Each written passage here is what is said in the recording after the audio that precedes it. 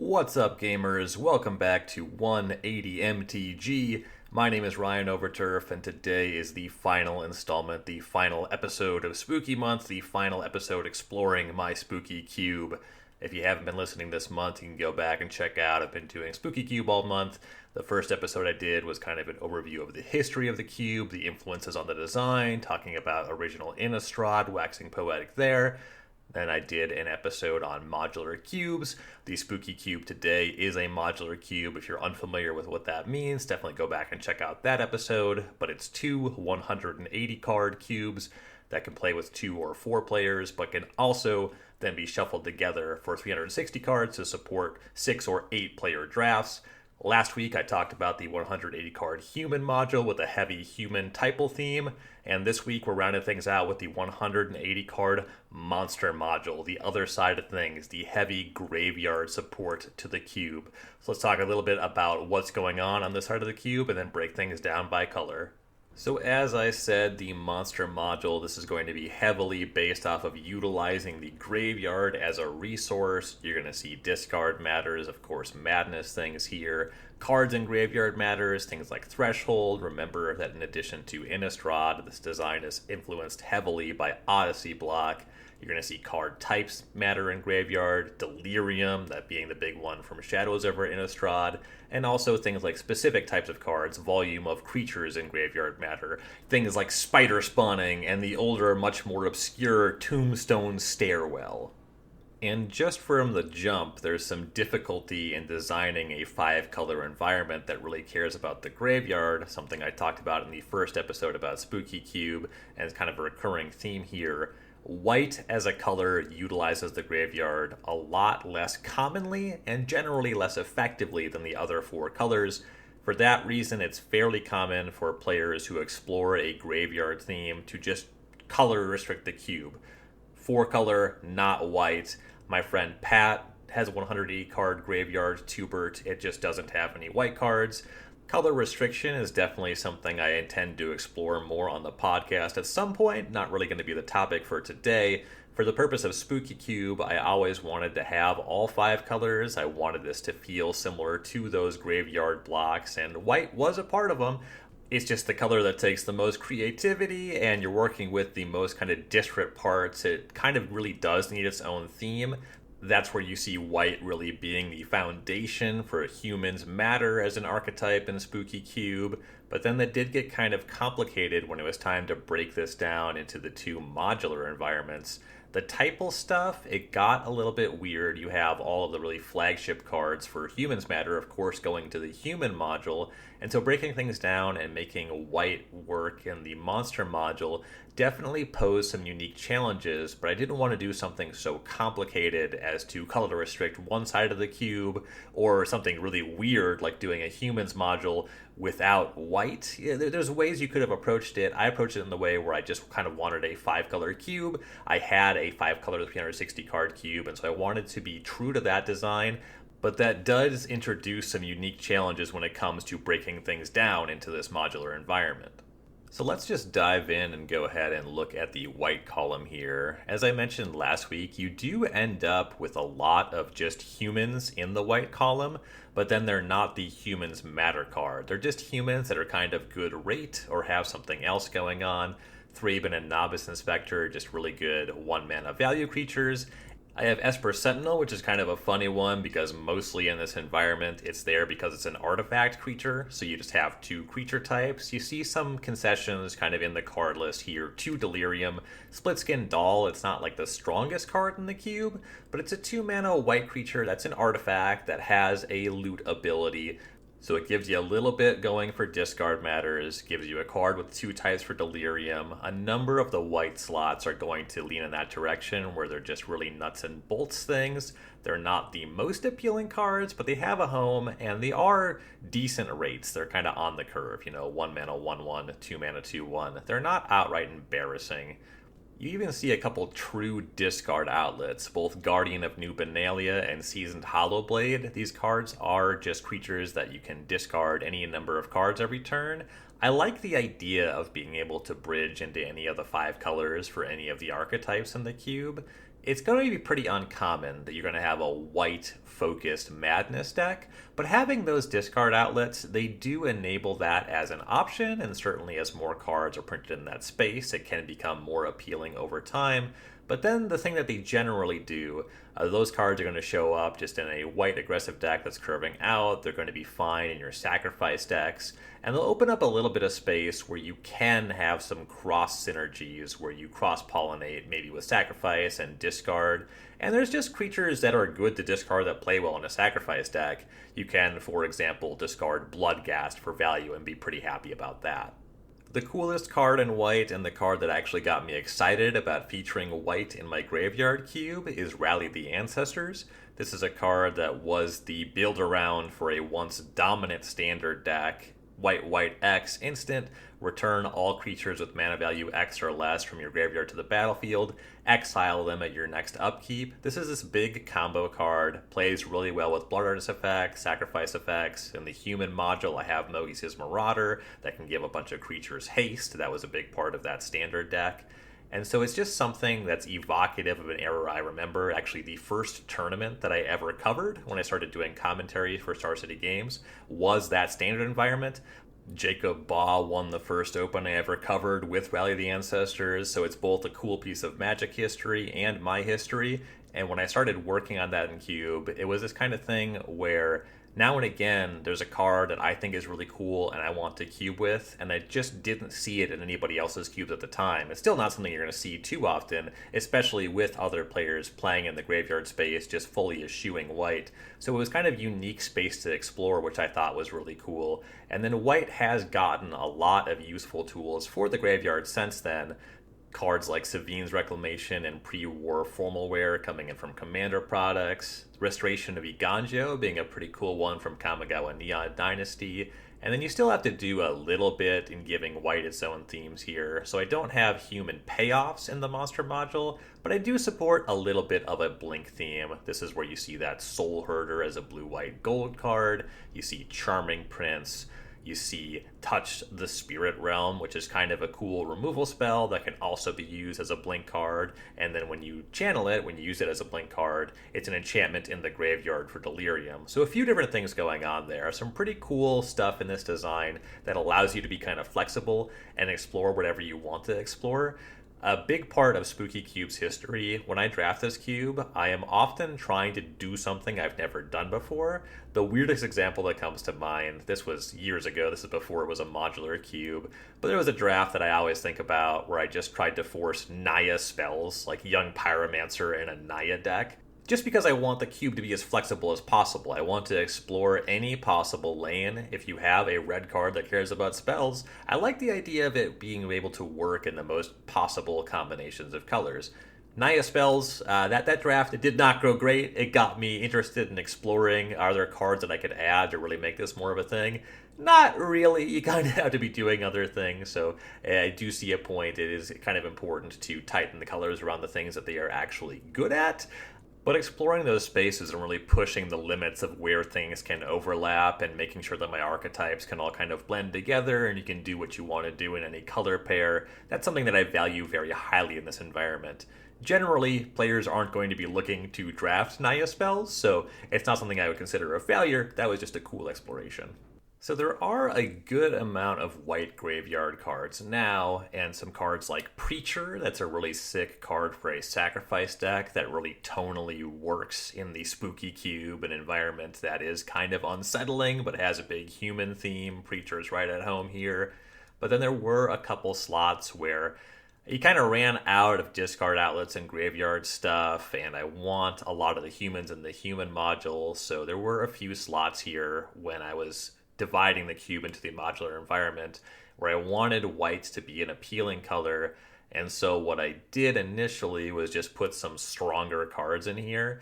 An example of that is Revelark. It's no longer in the cube. If you have any history with Revelark, if you were playing when it was standard legal, you know that that's because this card is kind of an absurd amount of value just in normal games. So if you don't know it, Revelark is a 5 mana 4/3 flyer with Evoke for 6. And when it leaves the battlefield, you return up to 2 target creatures from a graveyard to the battlefield with power 2 or less. If all you're looking for is a strong white card that makes the graveyard matter, look no further. You found it in Revelark, but there's some aspects of the play patterns of this card that I find very negative. Just as a standalone card, it kind of exceeds what I want an individual card to do to the extent that it cares about the graveyard. It's just a ton of rate, and that's really not what I'm trying to deliver here. As you look at the other colors in the cube, you can really see that that's not what I'm going for when you look at 4 and 5 mana spells. Like in black, I have Haunted Dead and Shriekmaw. These cards are nowhere close to Revelark, so just as a rate card, it's kind of pushing the envelope. But where things really break down, Revelark gets really weird and does open up some space for combos that are just kind of really easy to set up, in addition to just being really strong on rate normally. So if you clone a Revelark, this is where things get weird. There was a standard combo deck with Revelark that involved body double, but there's some easier ways to do it. For example, if you use any creature clone on Revelark where the clone as printed has 2 or less power, you clone Revelark, add any sacrifice outlet to the mix, you sacrifice the clone, it now can see itself in the graveyard as a cheap creature, so as long as you control the Revelark, you can keep bringing that clone back, cloning Revelark. Like the Revelark ability allows it to recur itself, so you have Revelark, clone, sacrifice outlet. Add a Blood Artist to the mix, of course it just ends their game right away, but because the Revelark brings back up to 2 creatures every time, you can also just put a ton of creatures from your graveyard to the battlefield, whether that be resetting from a normal game or exploiting some kind of self-mill. You can kind of go out of control there. And it is true that this is a lot of cards of setup, but this encroaches on the space of Rally the Ancestors, where you have this big payoff that's a one-time spell that you have to cast, you have to set it up, you can use it in a pinch for non-combo purposes, but then you're probably going to be in a spot where you really have to figure something else out. Whereas Revelark, you can always just cast it, and it's generally pretty strong. So it's a little deflating for me when I have all these pieces and these archetypes set up that ask players to work, and then just a really strong value card that would just play really well in a mid-range cube without anything going on that players had to care about. Luckily, a good fix came with the printing of the Final Fantasy VI Commander decks. General Leo Christoph plays in similar space, but it's not oppressively powerful. It doesn't demonstrate any kind of combo potential, and it's a human. So you have this 5 mana 2/2 legendary human in General Leo Christoph. When it enters, you return up to 1 target creature card with mana value 3 or less from your graveyard to the battlefield, and then you put a +1/+1 counter on General Leo Christoph for each creature you control. So just a little bit of recursion. It's a human, so it plays into my themes. A much better fit for the environment, something that's just reasonable in games, but is still pretty powerful. Cyan, Vengeful Samurai was also kind of a cool get from that deck. 7 mana 3/3 double striker that costs 1 less for each creature card in your graveyard, and then whenever 1 or more creature cards leave your graveyard, you put a +1/+1 counter on Cyan. Sort of the white Gurmag angler, I guess. And when it comes to black, there's a lot of stuff in this space, but Cyan is a great find in white because, as I've been saying, there's just not that much going on in the graveyard. So this is a card where sometimes you might go into, say, green-white self-mill or green-white X. Cyan's going to be pretty reasonable to find your Malevolent Rumble deck. You'll play this in a spider spawning deck, right? Sometimes you can bog the battlefield down with spiders, but you can't close, where Cyan will be this giant creature that generally is going to have pretty good attacks. So I've been quite happy with that upgrade. So when you look at the white column in the monster module now, these all look like just reasonable cards. There's some solid abstract rates here. There's some good stuff going on with the graveyard, but it was a long road to get here. You actually see quite a significant clip of cards printed in the last few years, and I've been really happy to keep up with that as they allow white to do more things, explore more space. White cards that care about the graveyard or discarding are something that I'm always looking out for in preview season, and now, having worked on this cube for 10 years, there's a pretty significant and fun volume of that kind of thing, so I'm very happy with where white is in the cube today. And that brings us to blue. Blue, dare I say, is pretty easy. I have a great spread of iconic graveyard and discard cards and freshly printed ones. A lot of looting, a lot of discard matters. Aquamoeba here from Odyssey Block, just a 2 mana 1/3 that you can discard a card to switch its power and toughness. It is much weaker than Ghostly Pilferer, a more recent card from Core Set 2021. Ghostly Pilferer is a 2 mana 2/1. Whenever it becomes untapped, you can pay 2, and if you do, you draw a card. Whenever opponent casts a spell from anywhere other than their hand, you draw a card, and you can discard a card to make it unblockable. I actually forget about that second clause sometimes. When an opponent casts a card from anywhere other than their hand, you draw a card, because this card is largely in the cube just as a discard outlet, but it does some double duty. It's certainly a much higher pick than Aquamoeba, but just discard outlets are going to go a long way. Stuff like Ledger Shredder is going to be awesome. Bizarre Trade Mage, a 3 mana 3/4 that when it enters you draw 2 and discard 3. Being able to discard 3 cards is real. There's a number of cards that just care about the quantity of cards you discard. So there's kind of this madness aggressive deck. Cards like Scrounging Skyray from Ether Drift, that's just a 2 mana 1/2 flyer, that whenever you discard cards, you put that many +1/+1 counters on it. Gonna play with Marauding Mako in red, a 1 mana 1/1 with that same effect. Just a number of creatures that get larger as you discard cards, other payoffs for just discarding cards. And then these decks tend to be rounded out with a lot of cards that are good to discard, your madness cards. Chameleon Master of Disguise, a clone with Mayhem from Marvel's Spider-Man, is a pretty great upgrade in this space. And then there's some stuff that players can kind of scoff at that don't look like much. These are mostly going to be weirdo madness cards from Odyssey Block or from Shadows over Innistrad. Everybody knows Fiery Temper. You might not know Obsessive Search, which is just 1 mana draw a card, and then Madness, 1 mana draw a card. But the big thing going on with these archetypes and decks is that you just need a volume of cards that are good to discard.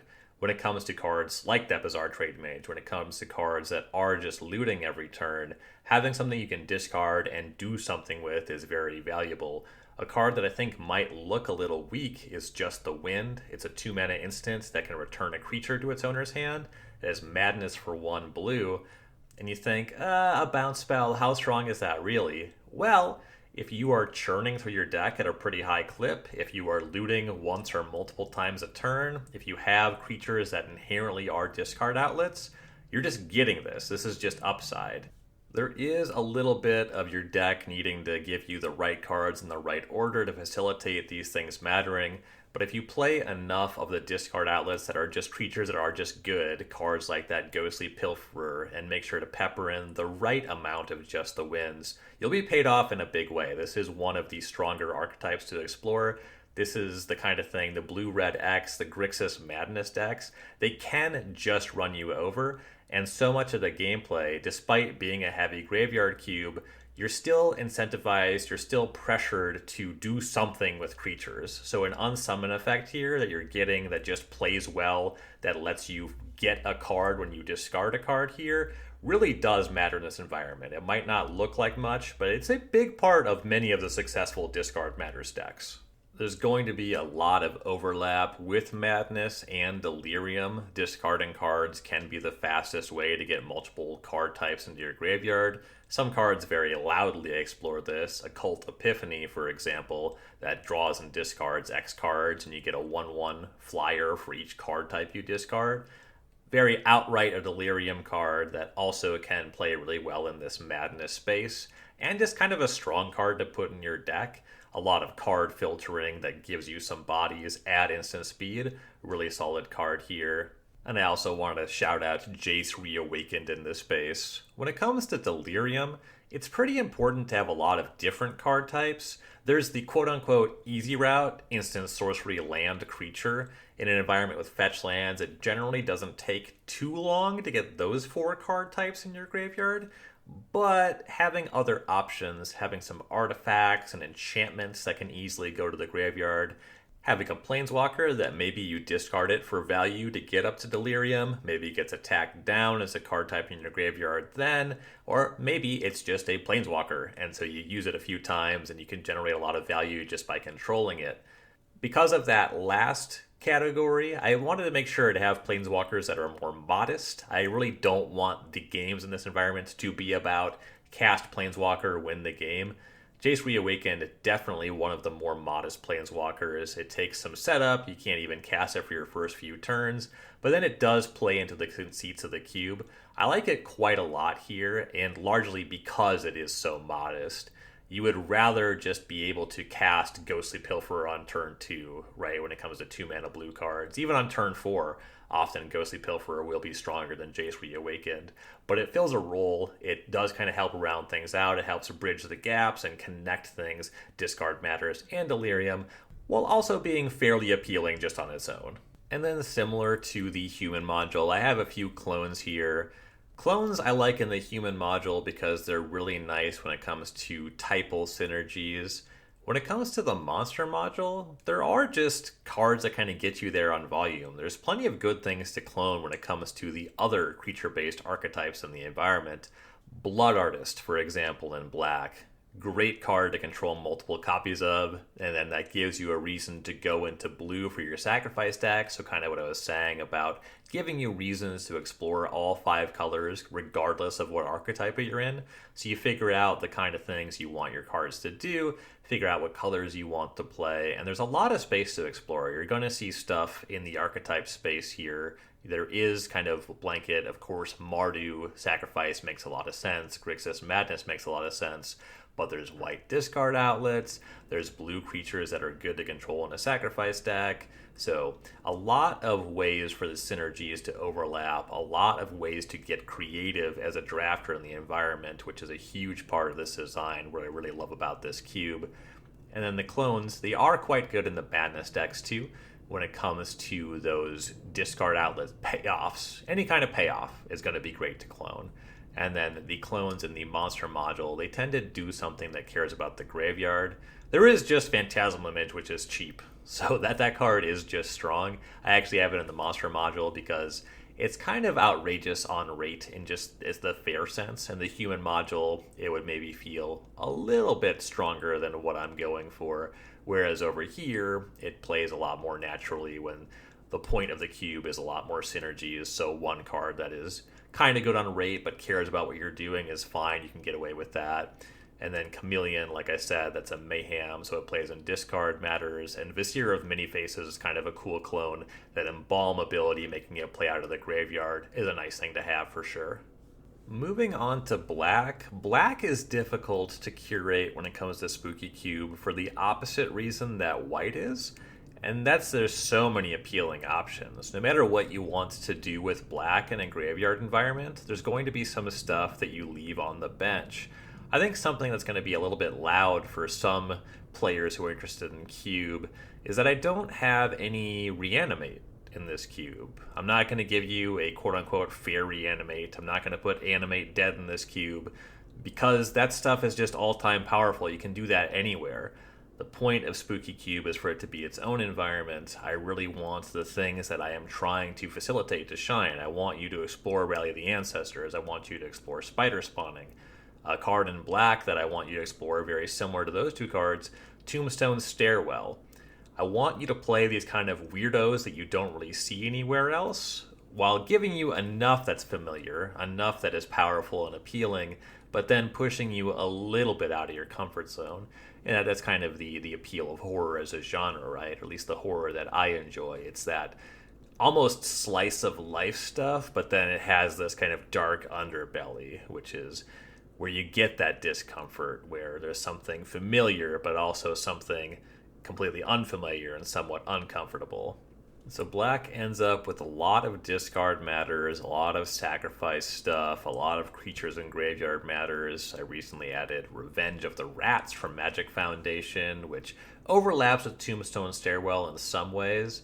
I suppose I should talk about Tombstone Stairwell. This is a card with a storied history in this cube. It is a 4-mana enchant world.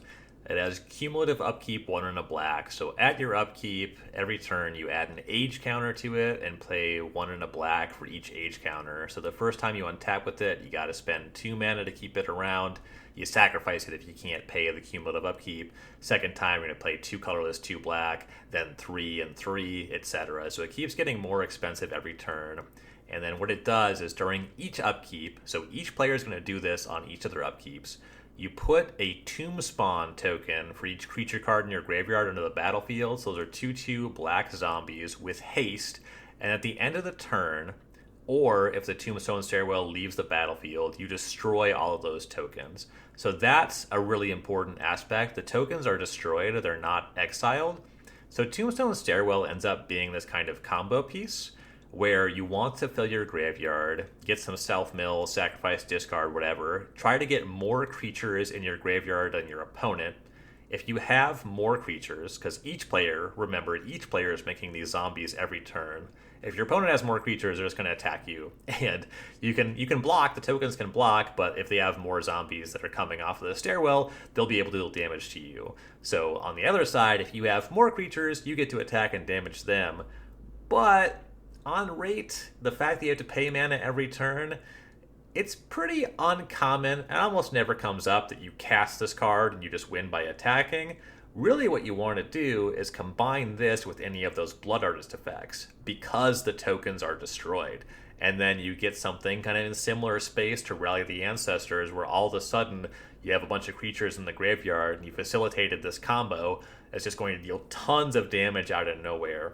And if that sounds strong, it is in a way. However, this is a card, part of the history and why it's so beloved in my playgroup is that Tombstone Stairwell, there was a long stretch where whoever put Tombstone Stairwell in their deck would go 1-2 in the draft. We would play 3 rounds. They would always win 1 match and lose 2. And you can think of that as a glass 1/3 full or a glass 2/3 empty, right? Either you are sabotaging your chances, you're never going to win more of your matches than you lose, or sometimes your deck is so bad that it's a free win. Of course, this is an absurd claim. It's a silly thing to explore, but it was always really fun to joke about.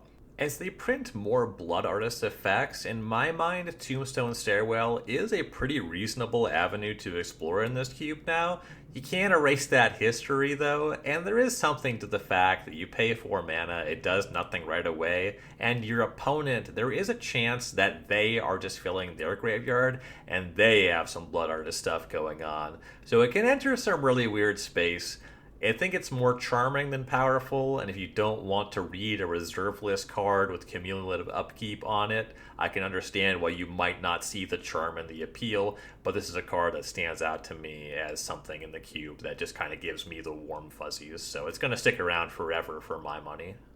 And then the last thing I want to talk about in black has to do with Typal. And that's that when I first assembled Spooky Cube, for years I had it assembled where humans mattered as a creature type, and zombies also mattered as a creature type. Blue-black actually used to have a lot of zombie support, and that's really when I started adding more and more clones to the cube, because clones, similar to changelings, you could use them to support multiple creature types. So it used to be the fact that a clone could play in a human deck or a zombie deck or go into any of those other broad archetypal support cards. And it's actually really common for other cube curators who like to play in the Innistrad space to do human zombies, and not just humans and zombies, but actually explore the other typal pairings. So in original Innistrad, and as we come back and do revisits to Innistrad when they do newer Innistrad sets, it tends to be the case that there's 5 supported creature types that go into all 5 ally colored pairs. Humans are going to be green-white, spirits in blue-white, vampires in black-red, zombies in blue-black, and werewolves in red-green. I actually have some werewolf stuff going on in the cube, but it's not like a full-on werewolf deck. I just have some of the transforming werewolves. Notably, I like transforming werewolves from Innistrad, and I have no day-night cards in the cube. Mechanic is awful to track, hate playing with it. It's so bad. So I do not have any day-night cards, and that is a hard line stance, even though there are some that would be appealing and strong in the environment. If some third party, like when you're playing digitally, it's fine because the client tracks it for you. But day-night is this thing that continues to be tracked, that matters as the game progresses. No matter if the day-night permanents still stay on the table, I'm not going to house rule anything. The house rule is actually no day-night cards, and that works perfectly. Anyway, back to Typal. So when it comes to creature types and supporting multiple creature types, that's something where you start to restrict drafters. When it comes to humans, there's so many different things that humans do. There are so many creature types with the type line human that it's easy to have humans that are discard outlets, humans that are sacrifice outlets, humans that are sacrifice payoffs. They can really cleanly fit into all the archetypes I'm supporting. For any of these other creature types, you really narrow what they can do. There are so few total spirits, and generally the cards tend to just be they attack and block, maybe they disrupt your opponents. But I'm not necessarily looking to have disruptive elements in this cube. I'm really way more focused on having players build their own proactive engines. That tends to be what's more fun. I will go into that in depth another day on the podcast. In general, just a note for now, enabling players to build a proactive engine is generally more fun and appealing than getting into reactive game. You don't need to add that much to add reaction to an environment. There's going to be play no matter what, but again, put a pin in that for now. The more important thing is that spirits, they kind of just don't play in the other spaces. If I put spirits in here, it's mostly going to be spirits that care about controlling spirits and attacking and blocking. This cube is already going to be plenty about attacking and blocking with payoffs that have more overlap in other spaces. Vampires have a kind of a similar but different problem where you do get into some discard matter stuff, but then too many of your cards start to care about just being vampires. You close off some of the blue-red madness space as it becomes more black-red vampire madness. It's fine. It's just more limiting than what I like. And I used to have a lot of support for zombies, and it's really when I started breaking the cube into a modular environment that I moved away from that. And it was really related to that breakdown where I was saying there were so many appealing black cards. And if I just put all the zombie matter stuff, because I don't want to have zombies in the human module, that just kind of flies in the face of what's going on if you listened last week for that design there, where creatures are overwhelmingly humans. Having a zombie there just as an odd creature would be so weird. And then if I just put a bunch of zombies with zombie matters in the monster module, then that becomes all that black is doing. And I have madness, I have sacrifice, I have creature volume and graveyard for things like Tombstone Stairwell, I have delirium that I want to support, and the space gets really tight so fast. So I trimmed a lot of the stuff that explicitly called out zombies and zombie typal synergy, but I do maintain a little bit of that stuff. The zombie cards that are enduring that were pretty easy to slot into the design is going to be Gravecrawler and Cryptbreaker, both one-mana zombies that explicitly care about zombies, but do something that is so appealing. Either in the case of Cryptbreaker, you have a one-mana creature that's a discard outlet that can turn any card into a 2/2, and then when you get up to a zombie threshold, you can tap 3 to draw a card to lose a life. Mostly, that's a discard outlet that either is helpful when you're flooding, or you discard something that you want to discard to go to the graveyard anyway. Pretty appealing for a one-mana card. And then Gravecrawler is a creature you can cast from your graveyard for 1 mana if you control a zombie. And if you have any sacrifice outlet, specifically Carrion Feeder being the standout there, a 1 mana 1/1 zombie that can sacrifice creatures to put a +1/+1 counter on it, that's a creature you're going to want in any sacrifice deck. Gravecrawler, there's enough zombies that you'll generally control one, and again, specifically the Carrion Feeder interaction, that's a big thing that anybody drafting a sacrifice deck is going to be looking for. Also, Citrus Supplier, a 1 mana 1/1 zombie that mills you for 3, that's going to play really well in your Gravecrawler deck and kind of set you up for a lot of the graveyard matter stuff in the cube. So those ones are loud enough, they're powerful and appealing enough, either Cryptbreaker kind of as a standalone card, Carrion Feeder there as a standalone card, or Gravecrawler, where the synergies are very clear, easy to approach, and are very worth your time and effort if you do make them work in your deck.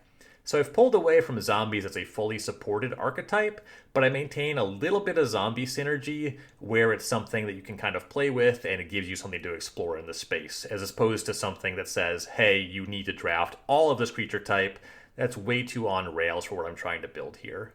And that brings us to red. Red is such a great color for discard matters, for madness. You get cheap creatures like Flameblade Adept and Marauding Mako that are just 1-drops that can get really large as you discard cards. Some good one-time discard effects, Volterra and Epicure, Fear of Missing Out. Just nice to be rummaging. You keep kind of curving out and discarding and drawing. Seasoned Pyromancer, a really useful tool on that front. And I really like the way that Seasoned Pyromancer is going to pay you off a lot if you are actually discarding cards that you want to discard. Going to play really well if you're discarding, say, Blazing Rootwalla, Madness that in, also get an Elemental because you didn't discard a land. And it's a card that plays fine, if you're flooding or if you cast it when you're empty-handed, it still draws 2 cards. Just kind of a standout card from Modern Horizons that has a really high ceiling, a pretty high floor as well, but rarely feels oppressive. Huge fan of this design. Once you're really entering the madness and rummaging space, Ox of Agonis ends up being an awesome payoff. This one from Theros Beyond Death.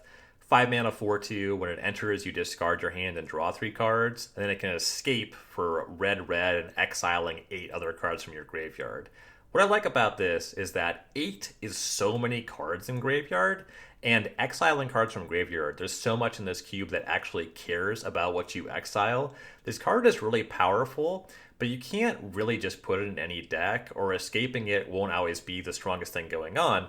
When your opponent is building some big synergy, drawing 3 cards, it's quite nice, and sometimes actually discarding your hand is going to give you a lot of meaningful discard triggers, but the Ox of Agonis escaping, it's not really close to flashing back Spider spawning. So it's this really powerful splashy effect that is really counterbalanced in a lot of ways, where sometimes exiling that many cards from your graveyard in an environment where other players, and certainly you, should be interested in doing something with your graveyard, that's a very real cost. It's not just like you threw some stuff in the garbage and now it's time to make some use out of it. It's typically the case that the cards in the graveyard are otherwise valuable to you, and if they're not, you might actually be fundamentally disadvantaged against your opponent who is taking better advantage of their graveyard. There's some cool payoffs here. I really like Glinthorn Buccaneer. 3 mana 2/4 haste. Whenever you discard a card, it deals 1 damage to each opponent.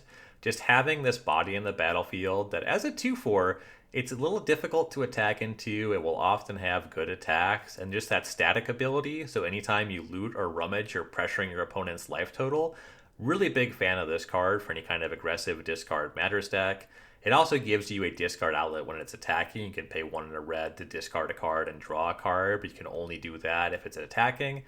So it's this card that is a really powerful payoff. There's no mana. It's just whenever you discard a card, it damages your opponent. So that's a quote-unquote free effect. So that can really snowball in very significant ways.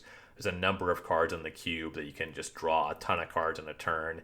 In blue, Breakthrough is a really good example of this. Blue X Sorcery, draw 4 cards, then choose X cards in your hand and discard the rest. So you can just immediately draw 4, discard 4. This can just deal 4 damage to your opponent with Glinthorn Buccaneer if you're doing nothing else. Like if you're empty-handed and cast it for 1, it's 4 damage upstairs. But contextually, it can do a lot more than that. So that's really cool to me. A lot of really nice one-time discard outlets. Lightning Axe being a great removal spell that can just go totally berserk if you have something that you're discarding for value.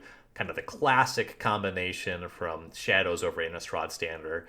Lightning Axe, discarding Fiery Temper, kill 2 things for 2 mana. Great exchange when you can pull that off. I'm a big fan of Avacyn's Judgment as well. It's a 2 mana spell that can deal 2 damage divided as you choose among any number of target creatures or players. But then if you Madness it, it's red and X, and you do X damage divided as you choose among any number of targets.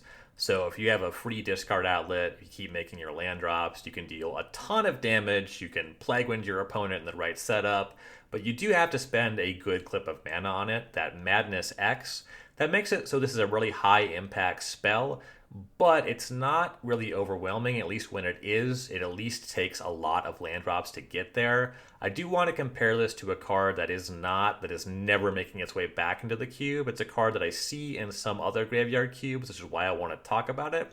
Violent Eruption, another card from Odyssey block. It's an instant for 1 red, so 4 mana, or you can Madness it for 1 red.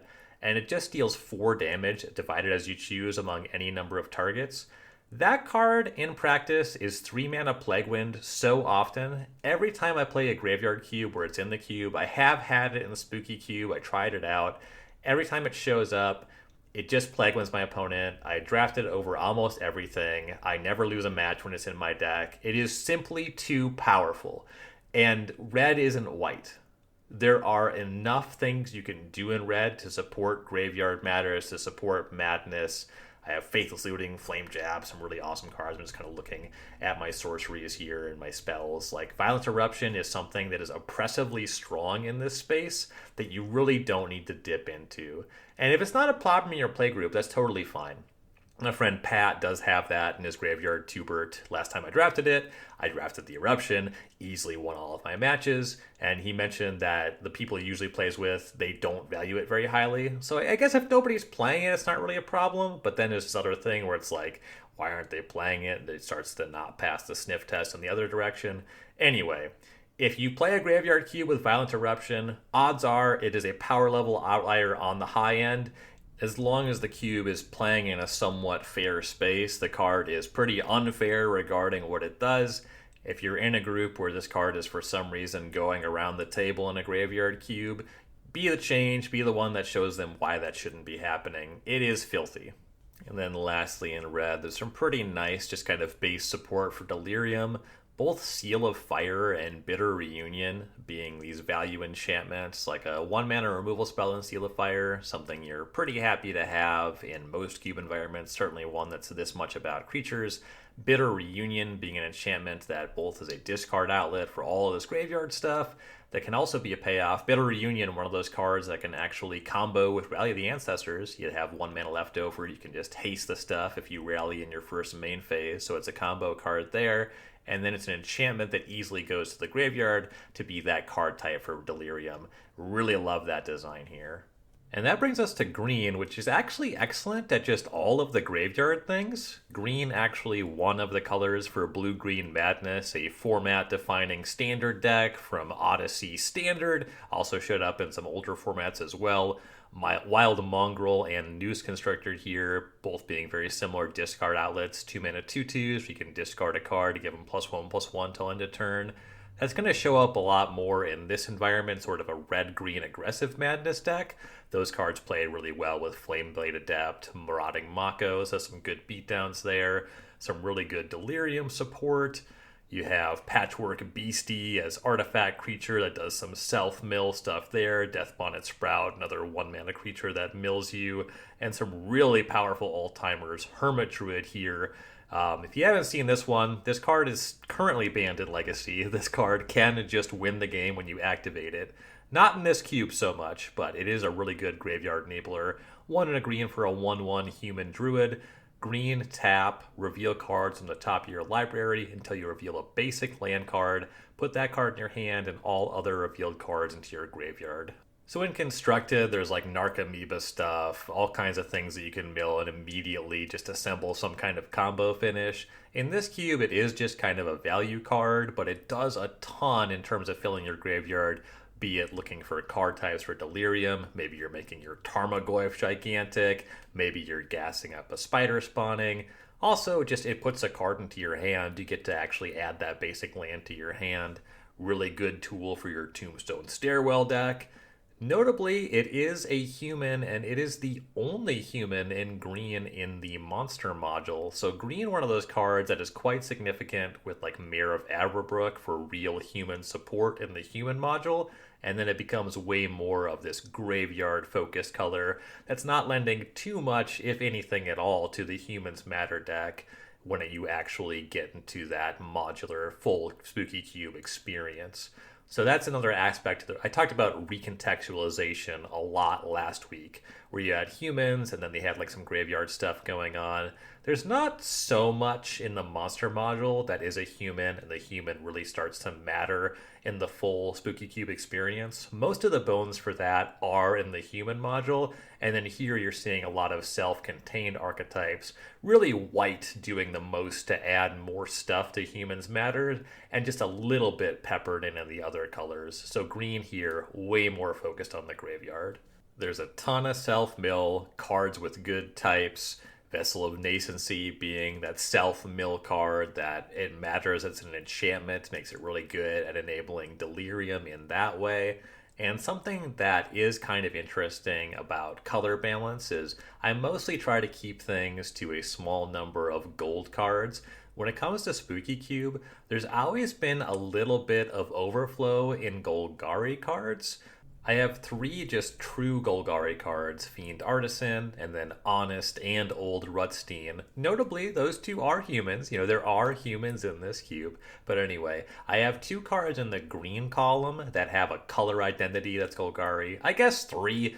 Garruk Relentless is like fake Golgari. You don't actually have to use any black mana. But for both Ishkana, Graph Widow, and Spider Spawning, they have some black ability. Ishkana's activated ability is black. Spider Spawning's flashback ability is black. But they're both 7 mana things, and the green effects here give you so many looks to find lands. You have things like Satyr Wayfinder. It's also 7 mana, so it's really easy to splash those abilities. And because I like all of the Golgari stuff going on here, I do want to make it so I just want to maximize on the cards that I want to play with. So a little bit of bleeding, a little bit of playing with color there. Ishkana here is the most powerful Delirium payoff. It's a card that I absolutely want in the cube, and it makes sense in green, even if you're not touching on black at all. That's something you would see in standard sometimes, like there were teamer decks that would play Ishkana Graph Widow, or you have like some small number of ways to pay black. And Ishkana is kind of a non-negotiable for me. It's really good to have this Delirium payoff that can slow the game down a little. There's a lot in this module that is aggressive madness stuff that is trying to end the game very quickly. Ishkana is a card that can kind of slow the games down. I like having this 5 mana spell that's high impact that doesn't just end the game. And there's a number of things going on in this cube with unblockability. There's, of course, ways to destroy the Ishkana, and it's not that hard to attack through 3/1/2 spiders. There's some gameplay there, but it's nice to have some aspects that slow the game down when there's so many aspects like those cheap Marauding Mako, like the really large madness creatures that can get out of hand for a small amount of mana. So something that slows the game down is good to have around. Ishkana is also the big Delirium payoff. I do not have Emrakul the Promised End. That's a very deliberate choice. In this cube, it's not all that hard to have 7 card types in your graveyard. There's just so much. I'm going out of my way to make sure that I do have things like Planeswalkers, artifacts, enchantments that easily go to your graveyard. There's some small amount of Kindred, so you can really easily gas up your graveyard. So many of these green cards, they mill you for 4. Emrakul shows up as like a 6 mana 13/13 flying and trample. No thank you, that's too much. A little bit too easy in terms of closing the games. Not interested in that. Which also does relate to my graveyard philosophy about the cube. I don't want to just give you a card that's really good at answering the graveyard. I almost mentioned when I was talking about spirits earlier, one of the best spirits is just a 2 mana 2/1 white flyer that you can sacrifice to exile a player's graveyard. I believe it's called Remorseless Cleric. I just don't want anything like that here. I want you to be excited to explore the graveyard. I want both players to kind of be building an engine and doing cool things. I don't think hating players who buy into the core concept of the cube out with really easy hate cards is a fun or exciting way to explore this environment. And when you are not having that much interaction, because I think that that's something that a lot of players might look for. Okay, the graveyard matters. Is there graveyard hate going on here? There's a little bit. I have some stuff that can exile 1 or a very small number of cards repeatedly from a graveyard. For the most part, though, it's way more important to build your own engine. And then once I'm protecting the graveyard, once I'm saying, okay, there's no scavenging ooze here, it won't be easy to interact with your opponent's graveyard, it does become important to not feature the most powerful graveyard payoffs. That's why there's nothing with Hermit Druid where you can activate and immediately win the game. That's why I'm not reaching for Emrakul the Promised End. I want the payoffs to be exciting, but a little tamer. If you don't really have graveyard interaction, then it doesn't make a ton of sense to have graveyard stuff that easily just wins the game. And that's going back to me not having things like reanimate, animate dead. I don't have entomb. That stuff gets carried away really easily. When you go down that road, then it does become important to have some graveyard hate. And that's entering a space that I think is actually really negative about Constructed. Another topic, once again, I'm going to introduce a topic I plan to talk about later on the podcast. I come from largely a Constructed background. A lot of Cube enthusiasts come from more of a retail limited background. There's aspects of Constructed that I kind of bake into my Cube designs. I talked about having Rally the Ancestors here because that's a cool standard deck I want to support. Wild Mongrels here is a historically significant Constructed staple. But there are negative aspects of Constructed that I am not trying to bring into the world of Cube. And one of those is just hate cards. I think that hate cards are something that you have to put in to police a Constructed format because the card pool gets large. There's so many different things players can do. When I have this environment, certainly if we're just looking at the 180 card monster module, I'm inviting you to play with the graveyard, and I think it's a rug pull. I think it's a pretty rude thing to do to your players as a Cube designer, to invite them to play with the graveyard and then give them a Tormod's Crypt to hose their opponent. That stuff's just not fun. I'm not interested in that. And so moving into the colorless column, there's no Tormod's Crypt, there's no Emrakul Promised End, mostly just nuts and bolts stuff. You see some Delirium and some Madness cards, Containment Construct, Hollow One, some pretty solid Madness card there. Containment Construct is actually really powerful for Madness decks. 2 mana, 2/1 artifact creature. Whenever you discard a card, you may exile that card from your graveyard. If you do, you may play it this turn, so really powerful card for a discard matters deck. Anytime you discard a land for some kind of looting or rummaging effect for any kind of value, you can just exile that land and use it as your land for turn. And any spell you discard, so it's not just your cards with Madness, now you can start discarding your discard outlets, and this card can really hold those decks together and be really effective there. Mishra's Bauble, awesome for Delirium, the 0 mana artifact that sacrifices itself. Key to the City is kind of a significant one in the environment. When I was talking about Ishkana help making games long, there's kind of a number of ways to bog the battlefield down, so I like having this effect that can just allow a player to win the game in combat, even as games bog down. So it's a 2 mana artifact, you can tap it and discard a card to make up to a 1 target creature unblockable this turn, and then when it becomes untapped, you make pay 2, and if you do, draw a card. So it's a discard outlet, it's good for Madness in that way, but importantly, it's just a really useful tool to make sure that games actually end.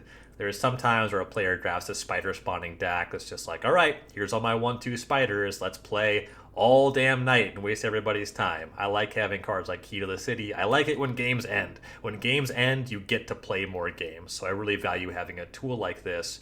And it's in a similar space to Smuggler's Copter, which I did try in the human module when I added those survivor cards, so the cards that want to be tapped in your post-combat main phase.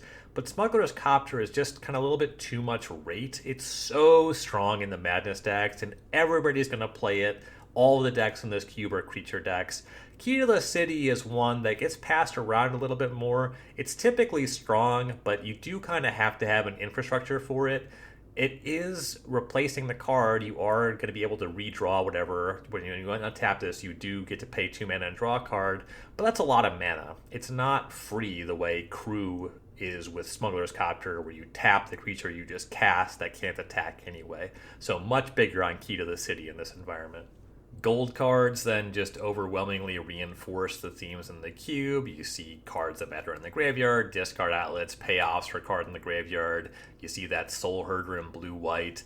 Blue-white actually kind of the toughest color pair here, kind of an extension of the difficulty with white, and then blue having some discard matter stuff, but really it wasn't until Innistrad Midnight Hunt you see 2 cards from that set pretty firmly in the blue-white column here, Devoted Graphkeeper and Faithful Mending.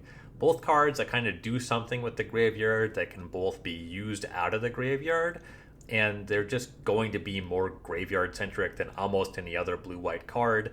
Soul Herder there showing up just because I need to explore some other themes because there's not enough stuff, and I like having just that kind of light blink theme, so there's something else to do. Adds a little bit more texture to the cube. Some good nuts and bolts stuff here, like Manamorphose and Wildfire Wickerfolk, that are largely Delirium things here. Manamorphose is a cool one because it plays for Delirium. It's an instant that's really easy to get into your graveyard, being mana neutral there. And then it does get that recontextualization going into the human module, where it is a Spells Matter card. It's quite nice with Young Pyromancer, that kind of stuff. So a nice one here that plays differently in the monster module and then gets a little bit of recontextualization there into the full Spooky Cube experience. Something that I'm trying out here, I decided to add Oscorp Industries. That's the Mayhem Grixis land from Spider-Man. I cut a Rakdos card for it. I had the 4-mana Chainer, which really went late in all the drafts. I like the effect. It's kind of a cool card. You can discard a card, and then you can play a creature from your graveyard that turn. So it kind of makes all your creatures madness in a way. So it's a cool discard outlet, but it costs 4. It's pretty inefficient and really just wasn't impressive in any of the games. So I'm trying out just the extra Grixis land there. So we'll see how that plays. I definitely like having a land that you can play if you discard it. It's just going to power up all of your looting and rummaging effects. So that's cool. The color imbalance thing is also something that I'm trying to let myself play with a little bit more. But if you go over into the lands outside of Oscorp Industries, this is just 3 straight cycles. Well, not full cycles. I have fetch lands and surveil lands. Surveil lands, a huge upgrade for this cube environment, or really just for the world of cube. Awesome lands. I used to have shock lands on this side, so I had the fetch shock land pairing. That allowed you to be a really aggressive and consistent thing like a madness deck, and changing the shock lands into surveil lands and having the surveil land cycle being the only fetchable duel, that's actually pretty nice for slowing the game down. It's not that difficult to play 3, 4, sometimes 5 colors in this cube, but there's a cost associated when your dual lands always enter the battlefield tapped. You're getting paid off with the Surveil trigger, but it's not so easy to just play all your colors without sometimes getting run over if your opponent has a lean 2-color aggressive deck. And then I have kind of a mixed cycle here. I have the Horizon lands, that's Horizon Canopy, and then all the enemy color ones from Modern Horizons. Fiery Islet, just lands you can sacrifice to draw a card. Those are nice for Delirium and just a little bit so that you can have a mana sink. You can turn a land into a card as the game goes long. And then I have 4 creature duels to round out because there's only 6 Horizon lands. Both Restless Vents and Restless Anchorage are pretty cool because they do something with the graveyard. The Vents gives you the rummaging, the Anchorage gives you a map, so exploring can put cards in your graveyard. Creeping Tar Pit, Raging Ravine, I'm less attached to them, but creature lands are something that I used to have more of in the original Spooky Cube. I like the texture at the end of the game. They're just strong cards, and once again are something you can do with your mana as the game starts to go along. So the mana is really strong in the monster module. It's certainly stronger than the human module, having fetch lands and fetchable duels, but that power is curbed a little bit with just tapped lands in terms of fetchable duels, those being surveil lands, not shock lands, not original duels. It's pretty common that players will draft 3 colors in this cube. I find myself getting greedy and going for 4, and it's probably not that surprising that you will see the 4-color not white decks, just like the really best discard outlets, the best graveyard matter stuff. When a player goes to 4 colors, it will often be that spread of 4 colors. But there are reasons to go into white. Some of that is also that the strong white graveyard cards are double white. Your Rally the Ancestors, your Raise the Past, like the big white graveyard effects. So that's the reason why those decks, you'll also see them as 3-color decks a little bit more often. And that is going to be a wrap of my exploration of Spooky Cube here on 180 MTG. I hope you enjoyed exploring this environment with me, this environment that really pays a lot of tribute to original Innistrad and some of Magic's other graveyard-based sets, as well as the spin that I have put on it, the design sensibilities and the play experience and modifications I've made to this cube over the course of almost 10 years. So this podcast should be coming out on the Monday leading up to Halloween. Halloween is next Friday. I'm really hopeful to get a Halloween Day Spooky Cube draft together. I've done a candlelit draft of this cube before. Just a really fun ambient setting thing. I really enjoy that.